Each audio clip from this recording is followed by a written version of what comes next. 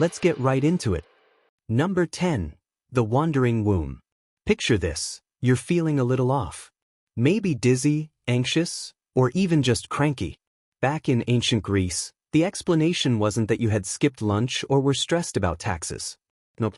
According to Hippocrates and friends, your womb was literally wandering around your body like some kind of lost tourist with a broken GPS. Yes, they believed the uterus was basically a mischievous balloon animal that could float upward toward your chest, squeeze your lungs, and cause hysteria. Fun fact, hysteria actually comes from the Greek word hystera, meaning uterus. So if women were experiencing fainting, nervousness, or sudden emotional outbursts, doctors thought it was because their womb was roaming around like it was on vacation. The treatment? Oh, just a casual mix of incense, fumigation, and sometimes strapping smelly herbs around the pelvis to lure the uterus back down to its proper place. Because obviously, the uterus loves aromatherapy and will obediently return like a cat responding to the sound of a food can opening. Of course, this was less medical fact and more, we don't understand biology but we love blaming women's organs. The wandering womb theory stuck around for centuries, until actual anatomy ruined the party. Turns out the uterus is attached. It does not, in fact, moonlight as a traveling magician inside your torso. So the next time someone says you're being irrational, just remind them, at least your organs aren't being accused of running laps in your ribcage. Number 9. Corpse candles in your head. Imagine walking home at night in medieval Wales. Suddenly, you see a tiny, glowing flame hovering low to the ground. It's not a firefly. It's not someone's lantern. According to legend, it's a corpse candle, a creepy little light that emerges from the human skull to warn you someone nearby is about to die. People thought these ghostly flames were connected to the body's spirit, leaking out like a defective candle wick. And get this, the height of the flame supposedly predicted the age of the doomed. A candle that skimmed the ground? So, one floating chest high? Yeah, nothing like a floating LED of death casually passing by your front porch. Of course, science eventually stepped in and crushed the vibes, saying these were probably swamp gases igniting or people's eyes playing tricks in the dark. But for a long time, humans were convinced that your body carried built-in night lights for death announcements. Basically, you were a walking birthday cake, and when your candle flickered out, well, so did you. And honestly, that's kind of metal. Creepy, but metal. Number 8. Teeth with a vengeance. You've probably heard of baby teeth, adult teeth, maybe even wisdom teeth. But in the Middle Ages, people believed you could grow extra teeth after death. That's right, teeth that sprouted in the grave, as if your skeleton decided, you know what, I wasn't intimidating enough. Let's add some fangs. The idea came from seeing odd bone growths or from the fact that bodies decay in weird ways. Sometimes the gums recede and it looks like more teeth are coming in, which freaked people out. To them, it was proof that the human body had afterlife secrets, like your corpse was preparing for a second career as a vampire. And this belief wasn't just fun folklore. It fueled vampire hysteria across Europe. People dug up corpses with exposed teeth and thought, yep, this guy's been chewing on the villagers at night. Then came the classic anti-vampire measures. Staking, decapitation, and stuffing bricks into corpses' mouths like medieval dental care. The reality? Teeth don't magically grow after death. Your gums just shrink back, making your teeth look scarier. But to ancient eyes, that shrinking grin was enough to convince them you had post-mortem orthodontics. Basically, even in death, your dental plan was still haunting people. Number 7. The brain as mucus factory. Imagine cracking open a skull in ancient Egypt. What do you think you'd find? Well, according to their beliefs, that gray, wrinkly lump inside your head wasn't your command center, it was just a mucus factory. Yep, the brain was basically the nose's storage closet. They thought the real action was in your heart. The heart was the boss, the CO, the all-in-one hub for thought, emotion, and soul. Meanwhile, the brain? Just a useless blob dripping snot. Which is why, when they mummified bodies, they went full Home Depot on the brain, literally jamming a hook up the nose, scrambling it like eggs, and tossing it out. Nobody was saving the mucus plant. The irony? Egyptians were meticulous about preserving everything else. They carefully wrapped fingers, polished organs, and even made little jars with cute godhead lids. But the brain? Straight into the trash bin.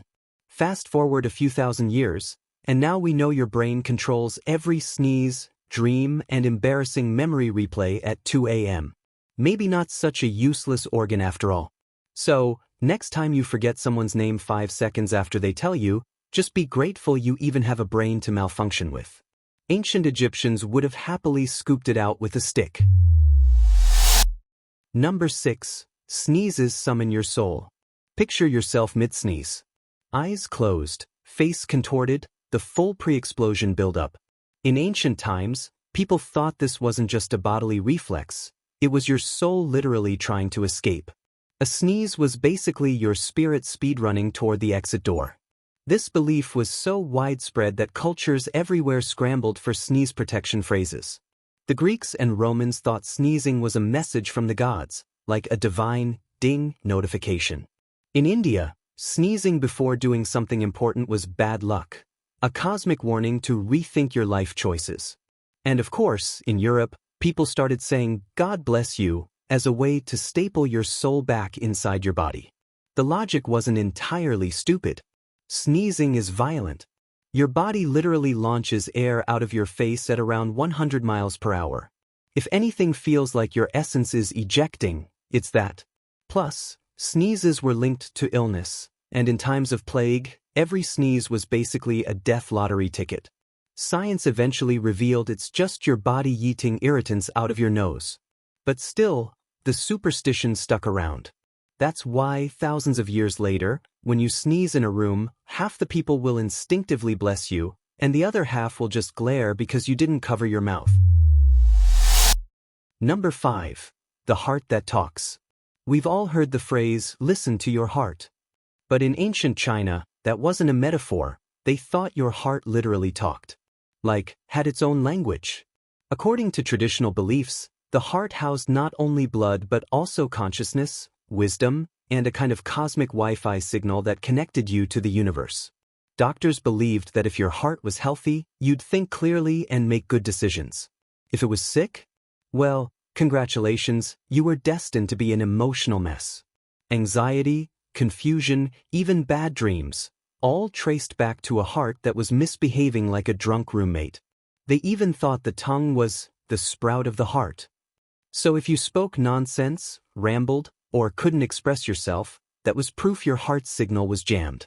Imagine telling your boss, "Sorry for the weird presentation, my heart's Wi-Fi cut out." Modern science, of course, moved the headquarters of thought to the brain. But the heart still gets all the poetic credit. It's not pumping ideas, it's just pumping blood. Which is beautiful, but also kind of like finding out your favorite band actually lip syncs. Number 4. The evil eye infection. You know that feeling when someone stares at you a little too long, and you're like, "Okay, why are you burning holes through my soul?" Well, in the ancient world, that wasn't just awkward, it was deadly. People believed your eyeballs could literally shoot out a toxic beam, infecting others with illness, bad luck, or spontaneous ugliness. This was the infamous evil eye. Greeks, Romans, Persians, and pretty much every culture around the Mediterranean thought some humans had naturally cursed vision. Babies, crops, and even livestock were thought to wither under its glare. Basically, if someone looked at your goat too hard, congratulations, you'd be eating goat stew by morning. To protect themselves, people invented an entire fashion industry of amulets. Blue glass beads, painted eyes, necklaces, bracelets, ancient bling designed to bounce the curse back to the sender.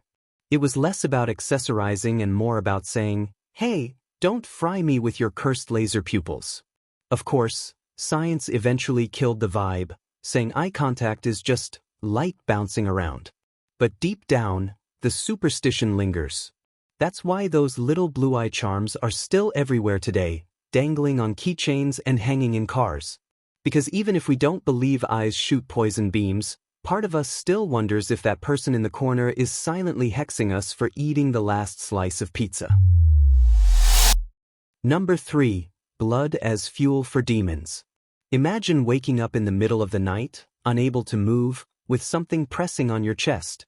Congratulations, you've just experienced sleep paralysis. But in ancient times? That wasn't a brain glitch. That was a demon siphoning your blood like you were a late-night Capri Sun. Cultures all over the world had creepy explanations. In Europe, it was the mare, an evil spirit that sat on your chest and crushed the life out of you. In parts of Africa and Asia, blood-sucking witches or shadow creatures were blamed. The logic? Your body is powered by blood, so naturally demons would treat you like a gas station snack. This is also where some of the vampire legends came from. The pale, drain-looking person? Clearly they were being feasted on at night. People even left offerings or slept with protective charms to keep nocturnal freeloaders away. Modern neuroscience has since explained that sleep paralysis is just your brain waking up while your body is still in off mode. You feel stuck, hallucinate shadows, and panic. Totally normal, in the sense that your nervous system decided to prank you with the scariest possible dream glitch. But honestly, demons drinking your blood almost feels more logical than your body forgot how to wake up. At least one of those explanations doesn't make you feel like a broken video game character. Number 2. Hair as soul antennas. Quick question. Why do monks shave their heads, while warriors in tons of ancient cultures grew their hair long? It's not just about fashion. People actually thought your hair was basically Wi-Fi for your soul.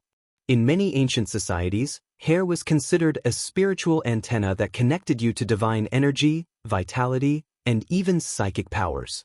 Long, uncut hair supposedly made you stronger, sharper, and harder to defeat.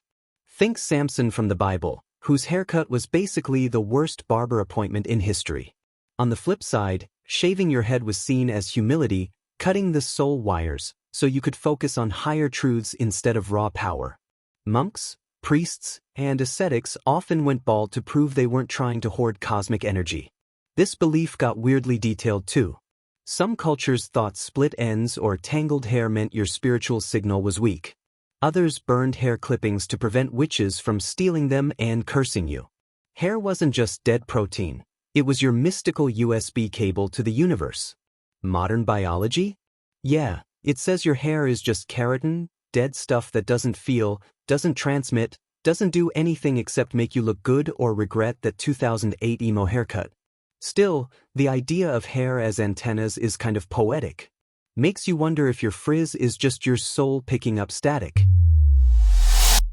Number 1. Your liver judges you. So, you know how most people today think of the liver as that poor organ trying to survive Friday night cocktails and questionable street food? In ancient Mesopotamia, the liver wasn't just a filter, it was the cosmic judge of your destiny.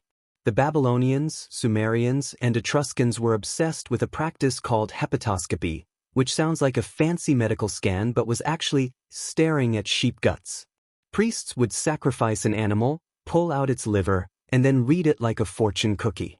Every bump, scar, or oddly shaped lobe was considered a direct message from the gods. Was your army going to win? Would your marriage work out? Did the gods approve of your new haircut? All liver approved, baby. And this wasn't fringe stuff. Kings literally made life or death decisions, wars, treaties, city planning, based on what a priest saw in a sheep's organ. Imagine if your government ran on liver readings instead of polls. Actually, maybe it wouldn't be worse. The liver also had a starring role in myths. Prometheus, the Greek titan who gave fire to humans, was punished by Zeus with an eagle that ate his liver every day. Why the liver? Because it was considered the seat of vitality, and conveniently, it regenerates. Zeus basically invented the world's first eternal torture cycle, daily liver buffet. Modern science says, yeah, the liver is important, but it's not texting the gods. It's just detoxing your bloodstream, producing bile, and quietly resenting your tequila shots. Still, to the ancients, your liver wasn't just working overtime, it was watching, judging, and maybe even deciding your fate. Which makes liver failure sound a whole lot creepier. That's all for today. I'll be making similar videos in the future. Subscribe to see them.